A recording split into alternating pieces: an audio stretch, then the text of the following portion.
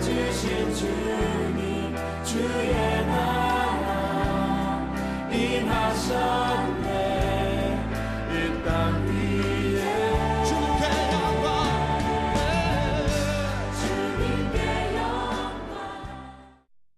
우리가 살고 있는 삶의 현장 속에서 얼마나 많은 편견들이 내 자신도 모르게 내 삶 속에 자리 잡고 있는지 모를 일입니다.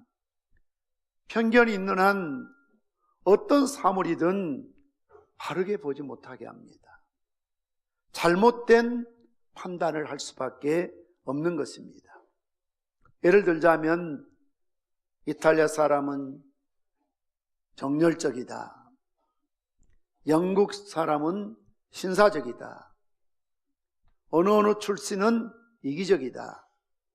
무슨 족은 과격하다. 어느 나라 사람은 돈만 안다. 무슨 족속은 머리가 나쁘다. 이렇게 우리가 편견을 갖고 살아갈 때가 많이 있습니다. 우리의 삶을 가만히 들여다보면 무수히 많은 편견들이 있습니다. 그리고 이러한 편견들이 우리의 생각과 우리의 말과 우리의 삶을 지배하고 있습니다. 그 중에서도 가장 무서운 편견은 외모에 대한 편견입니다. 외모가 키가 크고 멋이 있고 준수하고 피부가 곱고 아름답고 젊으면 호감을 갖게 되지만 그렇지 못한 사람들에게는 별로 호감을 갖지 않으려고 합니다. 구약성경 사무엘상 16장 말씀 보면 하나님께서는 사무엘 선지자에게 다윗이 살고 있는 베들레헴의 집 이새의 집에 가서 장차 사울왕을 뒤를 이어 왕이 될 사람에게 기름 부으라고 지시하셨습니다. 그래서 이새는 이런 전가를 받고 8명의 아들이 있는데 큰아들부터 7째 아들까지 말끔하게 차려입고 다듬고 줄을 세워놨습니다. 막내 다윗은 설마 철없는 아직 어린 다윗은 해당이 안 될 줄로 알고 형들이 다 들판을 비우고 양들을 그냥 놔두고 왔으니 너는 가서 양을 지키라고 지시를 했습니다. 이세 아들 가운데 큰아들인 엘리압이 사무엘 앞에 섰습니다. 얼마나 키가 크고 준수하고 멋이 있었는지 모릅니다. 그래서 사무엘이 뭐라고 말합니까? 여호와의 기름 부으실 자가 과연 주님 앞에 있도다. 이 정도는 돼야지 임금님이 될 수 있고 왕이 될 수 있지. 역시 왕감이다. 그래서 기름을 그에게 부으려고 했습니다. 그런데 하나님께서 스톱 하는 겁니다. 멈춰라. 그러면서 뭐라고 하셨습니까? 그의 용모와 키를 보지 말라. 내가 이미 그를 버렸노라. 내가 보는 것은 사람과 같지 아니하니 사람은 외모를 보거니와 나 여호와는 중심을 보느니라 하시더라. 뭘 말합니까? 용모가 준수하고 키가 커서 멋있고 아름다워 보였지만 하나님께서는 이미 그를 버렸다는 것입니다. 그러시면서 내가 보는 것은 사람과 같지 아니하니 사람은 외모를 보거니와 껍데기를 보고 키를 보고 준수한지 예쁜지 피부를 보고 젊고 아름다운지 귀여운지 사랑스러운지 이런 것으로 사람을 평가하지만 나 여호와는 중심을 보느니라 라고 말씀하셨습니다. 두 번째, 세 번째, 네 번째, 마지막 7번째 아들이 지나갔지만 하나님은 아니라고 하십니다. 사무엘이 묻습니다. 이새에게 더 이상 아들이 없느냐고요. 그럴 때 이새가 있긴 하지만 우리 막내 아들인데 아직 어리다, 철이 없다, 데려오라고 합니다. 그가 사무엘 앞에 섰을 때에 여호와께서 이르시되 이가 크니, 이 말은 이 어린아이가 장차 사울의 왕을 뒤를 이어서 왕이 될 사람이다. 일어나서 기름을 부으라고 말씀하셨던 것을 볼 수가 있습니다. 무엇을 말하고 있습니까? 이세라는 아버지도 자식을 바라볼 때 외모라는 편견을 갖고 있었다는 겁니다. 나이라는 편견을 갖고 있었다는 겁니다. 뿐만 아니라 하나님의 선지자라고 하는 사무엘까지도 외모를 보고 이는 하나님 앞에 왕이 될 사람이라고 잘못 판단하는 편견을 가지고 있었던 것을 볼 수가 있습니다. 오늘 본문에서도 편견을 가진 사람이 등장하고 있습니다. 바로 그 사람은 베드로라고 예수님의 수제자입니다. 그는 성령 충만한 사람입니다. 그는 3년 동안 예수님께 배운 제자 중에 제자입니다. 그는 하루에도 3번씩 기도하는 경건한 사람이었습니다. 이렇게 성령 충만하고 경건하고 예수님께 훈련받는 제자를 할지라도 그 속에 편견이 자리 잡고 있었습니다. 그는 유대인입니다. 이방인을 상종할 수가 없는 그런 문화와 전통을, 율법을 가지고 있었습니다. 그가 기도하기 위해서 이스라엘의 지붕은 우리나라처럼 이렇게 기와 지붕이 아니고 마치 슬라브와 같거든요. 그 위에 올라가서 12시 때 점심을 준비하는 사이에 기도하고 있었습니다. 그럴 때에 비몽사몽간에 환상을 보게 되고, 그 환상의 내용은 큰 보자기 같은 것이 내려오는데 그 안에는 4발 가진 짐승과 곤충과 벌레와 기는 것 뱀도 있고요. 그리고 조류 나는 것들이 들어있었습니다. 그런데 하나님께서 베드로야 일어나서 그것을 집어먹으라는 것입니다. 이 말을 들은 베드로는 놀랄 수밖에 없습니다. 왜냐하면 그 안에 들어있는 모든 것들은 율법에서 금지하는 부정한 것들이거든요. 그래서 베드로는 말합니다. 그럴 수 없습니다. 내가 그동안 살아오면서 속되고 깨끗이 아니한 것을 결코 먹은 적이 없습니다. 과거에도 지금도. 그리고 나는 하나님이 먹으라 하지만 먹을 수가 없습니다. 3번씩이나 하나님이 먹으라 하지만 못 먹겠습니다. 못 먹습니다. 못 먹습니다라고 거부했던 것을 볼 수가 있습니다. 그럴 때 하나님께서 내가 깨끗하고 하는 것을 네가 속되다고, 더럽다고, 추하다고 말하지 말라라고 경고하셨던 것이 본문에 기록되고 있습니다. 하나님 먹으라고 하셨는데 속되고 더러운 것이기 때문에 먹지 못하겠다는 겁니다. 여기서 속되고 더러운 것들은 하나님께서 여세 동안에 창조하신 창조물들이죠. 바다의 고기며 땅에 기는 것들이며 4발 가진 짐승이며 하늘 나는 모든 조리들을 하나님께서 만드시고 보시기에 좋았더라, 보시기에 좋았더라, 보시기에 좋았다라고 좋아하셨던 그런 하나님의 피조물입니다.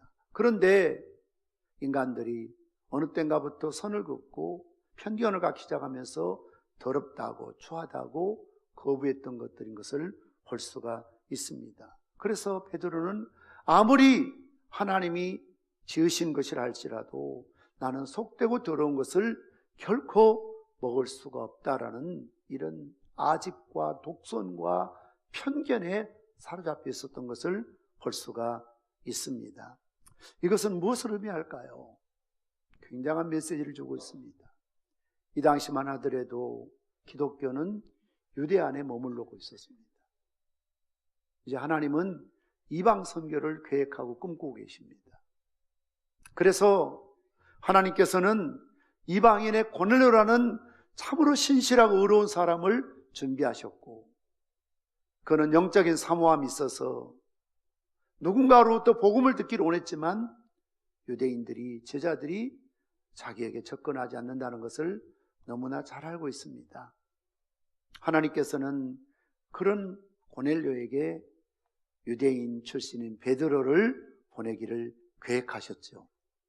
베드로가 이런 환상을 보면서 도대체 무슨 의미일까, 무슨 뜻일까 고민하고 있을 때에 밖에서 문을 두드립니다.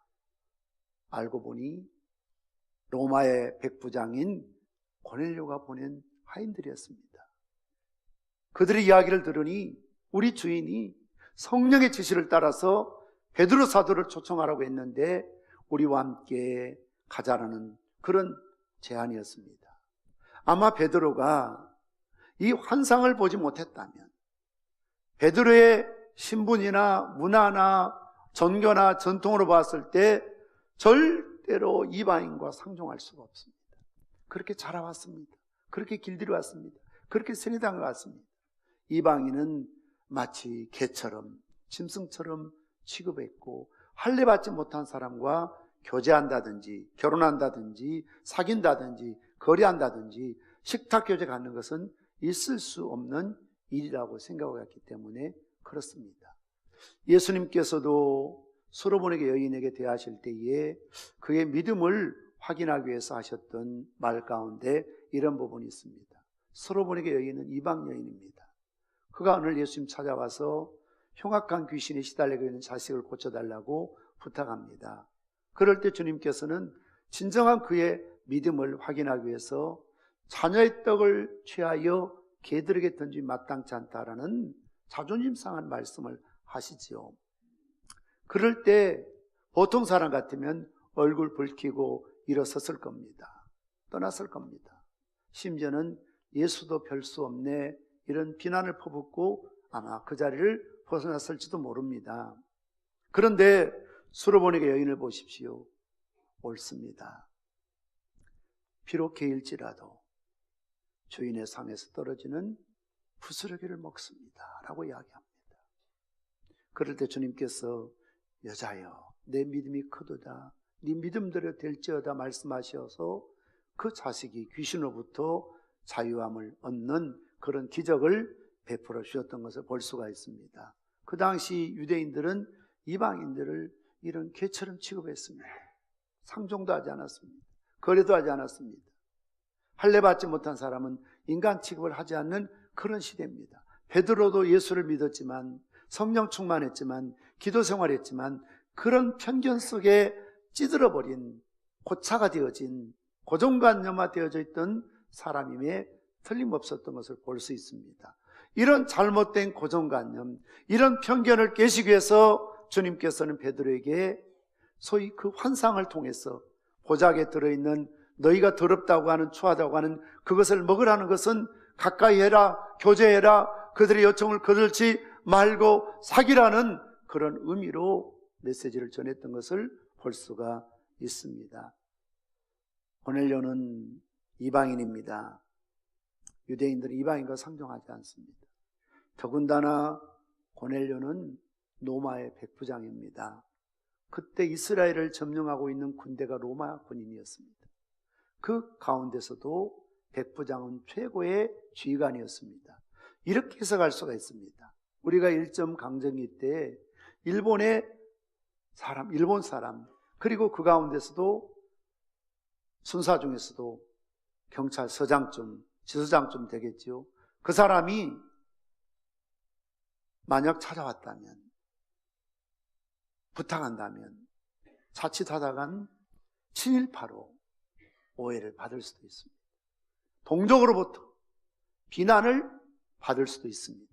그러나 하나님께서 보여주신 환상을 통해서 베드로가 고넬료가 보낸 하인을 따라서 고넬료의 집으로 가게 된다는 것입니다.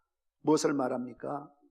편견으로부터 해방을 받는 자유함을 얻는 그런 모습을 우리에게 보여주고 있는 것입니다. 두 번째로 편견은 사실을 사실대로 보지 못하게 한다는 데 문제가 있습니다. 편견을 갖게 되면 사실을 사실대로 볼 수 있는 영적인 안목, 이성이 흐려지게 되어 있습니다.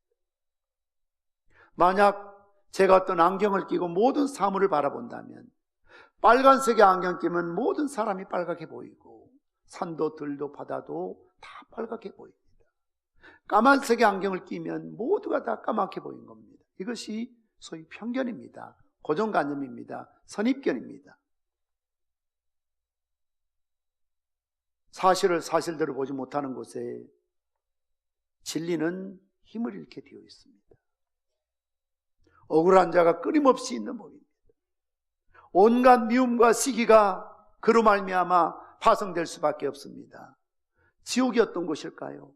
이 땅의 지옥은 사실이 사실로 인정받지 못하고 진리가 비진리로 바뀌어지고 우리의 편견을 갖게 되면 가정도 교회도 나라도 민족도 분열될 수밖에 없고 오해와 미움과 갈등과 그리고 대립으로 일관할 수밖에 없다는 것입니다.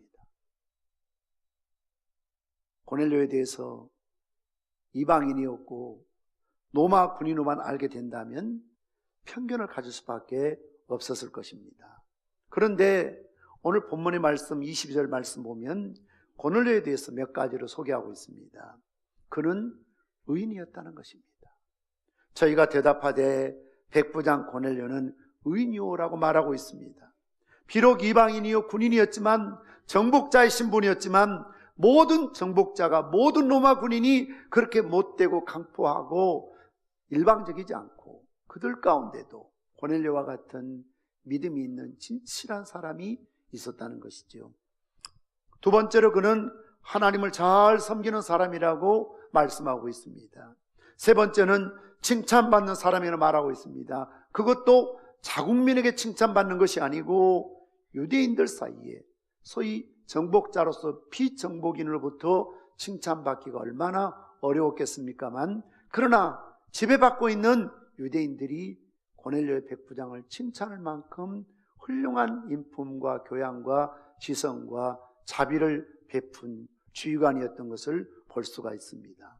네 번째로 그는 천사와도 교류하는 사람이었습니다. 다섯 번째로 그는 복음을 사모하는 사람이었습니다. 그래서 오늘 22절 말씀 보면 그가 거룩한 천사의 지시를 받아 당신을 그 집으로 청하여 말을 들으려 하느니라.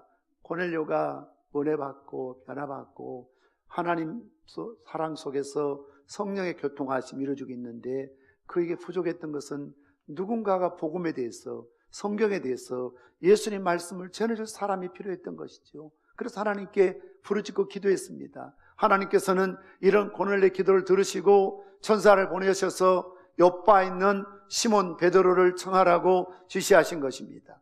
이 청하기 전에 베드로가 안 올 것 같으니까 아직도 편협함 속에서 헤어나지 못하고 있는 건 베드로를 바라보시고 이런 고정관념, 이런 편협함을 우상을 깨뜨리기 위해서 하나님께서 환상을 보여주셨고 환상을 보았기 때문에 베드로가 고넬료의 집에 갈 수 있었던 것을 보게 됩니다. 그 가정에 가서 말씀을 전하고 모든 가족들이 세례받아서 은혜받고 변화받아서 세례를 베풀어서 이방인의 참 첫 열매가 되었던 것을 볼 수가 있습니다. 사랑하는 성도 여러분, 우리들도 때로는 경건하고 기도 많이 하고 성령 충만하고 때로는 영적인 리더의 지도자일 수 있지만 자칫하면 우리 자신도 모르는 사이에 편견이라는 우상에 사로잡힐 수가 있다는 것입니다. 그래서 상대방을 알지도 못하고 만나보지도 않고 대화도 해보지 않았고 어떤 사람 무조건 싫다고 합니다. 반대로 무조건 또 좋아하는 사람도 있습니다. 이것이 바로 편견이라는 것입니다. 사실 만나보면 고넬료처럼 좋은 사람일 수도 있습니다. 하나님께서 우리들의 속에 어떤 종류의 편견들이 있는지 그 편견들을 제거시키기를 원하시고 있습니다. 하나님께서 저와 여러분들을 무조건 맞아주시고 무조건 사랑해주시고 무조건 품어주시는 것처럼 우리도 편견 없이 모든 사람들을 사랑하고 존중하고 그리고 품어주는 그런 열린 마음으로 살아가야 될 줄 믿습니다. 마지막 세 번째로 하나님의 눈으로 상대방을 바라보아야 된다는 것입니다. 우리가 세상을 살아갈 때, 특히 우리가 신앙인으로 살아갈 때에 늘 조심해야 될 것은 내 주관적인 경험과 판단과 지식과 이성과 문화와 전통을 갖고 색안경을 끼고 누구를 판단하고 누구를 비난하고 누구를 미워해서는 안 된다는 것입니다. 베드로처럼 나는 속된 것을 먹지 않습니다. 그것은 내 입장에서, 내 경험에서, 내 문화에서, 내 생각에서 속되다고 정죄할 수 있을지 모르지만 하나님 뭐라고 하셨습니까? 내가 깨끗게 한 것을 네가 속되다고 하지 말라는 것입니다. 하나님이 깨끗하게 한 것을 이 땅에 누가 재판관이 되어서 그를 정죄할 수 있습니까? 그를 더럽다고, 그를 추하다고 말할 수 있겠습니까? 때로는 우리들의 조상들로부터 우리 자신도 모르는 사이에 우리 부모로부터, 친구로부터, 또 교회 나와서도 이 사람 저 사람부터 여러 가지 우리는 정보를 듣고 경험과 소위 노하우와 생각들을 품고 살아갑니다. 중요한 것은 누가 무슨 말을 했느냐가 중요한 게 아닙니다. 누가 어떻게 판단하는가가 중요한 게 아닙니다. 가장 중요한 것은 하나님이 그를 어떻게 보고 계시는가. 하나님 깨끗게 하셨다면 우리가 거부해야 될 이유가 없습니다. 미워해야 될 까닭이 없습니다. 정죄해야 될 이유가 없습니다. 그래서 오늘 본문의 말씀에서도 하나님께서 깨끗하게 하신 것을 네가 속되다 하지 마라. 하나님이 깨끗게 하신 것을 네가 더럽다고 추하다고 정죄하지 말라라고 말씀하고 있는 것을 보게 됩니다. 17세기 영국의 경험론자 창시자인 프란시스 베이컨은 우상론에서 인간의 마음속에는 네 가지의 편견이라는 우상, 아이돌라가 있다라고 지적을 하고 있습니다. 첫째는 동굴의 우상이라고 그랬습니다. 이것은 각 개인의 특유의 편견이라고 그랬습니다. 동굴 안에 살고 태어난 사람이 세상 밖에 나오면 이해할 수가 없습니다. 두 번째는 종족의 우상이라고 그랬습니다. 끝없는 인간의 본성에 유리하는 편견들입니다. 나라마다, 지역마다, 다 가문마다 종족의 우상들이 있습니다. 세 번째는 시장의 우상이라고 그랬습니다. 언어의 혼란에 쏘는 편견이라고 그랬습니다. 예를 들자면 인어가 있다. 인어공주 말 많이 하잖아요. 얼마나 시장에서 많은 말들, 파편적인 이야기들이 들려옵니까? 정보들이 들려옵니까? 근데 그게 다 진실이 아닐 수가 있다는 겁니다. 그런 잘못된 정보들 때문에, 편견 때문에 진실을 보지 못하고 진리를 보지 못할 때가 있습니다. 인어공주 이런 이야기를 듣다 보면 실제 인어공주가 있는 것처럼, 바닷속에 인어공주가 존재하는 것처럼 사람들은 착각을 하게 된다는 것입니다. 네 번째는 극장의 우상이라고 그랬습니다. 무엇을 말합니까? 철학이나 사상의 독단적 판단과 허구에서는 잘못된 편견, 특히 일반 사람들이 말하면 잘 안 듣다가도 스타들이, 인기 있는 연예인들이 또는 높은 신분이 있는 사람 말하면 그것을 맹목적으로 신뢰해버리는, 믿어버리는 잘못된 극장의 우상이 인간의 마음속에는 다 잠재해 있다는 것이죠. 이처럼 인종적이고 이성적이고 지방적이고 사상적이고 직업적이고 계급적이고 종교적인 편견에 사로잡혀 있는 것이 인간이라는 것입니다. 어떤 분, 나는 절대 편견이 없다. 그렇지 않습니다. 편견이 없는 사람이 없습니다. 이런 편견이 마치 우상처럼 인간을 만들고 숭배하고 맹목적으로 숭배하는 것처럼 이것이 내 삶과 사상과 모든 삶 속에 우상이 되어서 나를 지배하고 있고 우리는 마치 편견의 노예처럼 살아갈 때가 있다는 것이지요. 이것이 바로 이성의 눈과 인간의 양심을 흐리게 하고 독선이라는 아집에 사로잡히게 하는 것입니다. 너무나 많은 사람들이 편견에 사로잡히고 선입관에 사로잡혀서 회복해야 될 관계를 회복하지 못하고 단절된 채 살아가고 있습니다. 불편한 채 살아가고 있습니다. 그 사람 마음속에 상처를 심어줍니다. 억울한 마음을 심게 합니다. 사실을 사실되지 못하게 하고 진리가 진리로서 선포되지 못하게 하는 장애적인 역할을 하고 있다는 것입니다.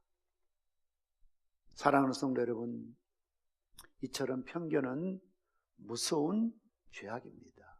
하나님은 모든 유대인들의 마음에 심겨져 있는 이 죄악된 편견을 고치기 위해서 오늘 베드로를 찾아오셨고 환상을 보여주셨고 그 편견을 깨뜨리고 그 편견의 우상으로부터 자유와 해방을 얻게 하고 이방인인 고넬료의 가정에 가서 난생 처음 이방인과 교제하고 식탁을 나누고 말씀을 전하니 오순절 다락방에 맺던 동일한 성령 역사가 이방인인 고넬료에게도 임하는 것을 경험하면서 먼 훗날 사도행 15장에서 그것을 회고하면서 베드로가 충격을 받았습니다. 우리만의 하나님이 아니구나. 마가 요한의 다락방에 임하셨던 동일한 성령 역사가 이방인의 집에도 고넬료 집에 동일하게 역사하시는구나. 그래서 하나님은 모든 방언과 언어와 민족과 온 세계 열방이 하나님을 다 믿도록 하나님은 우주의 하나님이시구나, 만군의 하나님이시라는 사실을 깨닫게 된 것을 볼 수가 있습니다. 우리 마음속에 있는 이것을 예사롭게 여기고 가볍게 여기는 편견이 하나님 앞에서 얼마나 때로는 무서운 죄가 된다는 것을 깨달아야 됩니다. 우리는 이런 편견의 우상으로부터 자유를 얻어야 될 줄 믿습니다. 생명의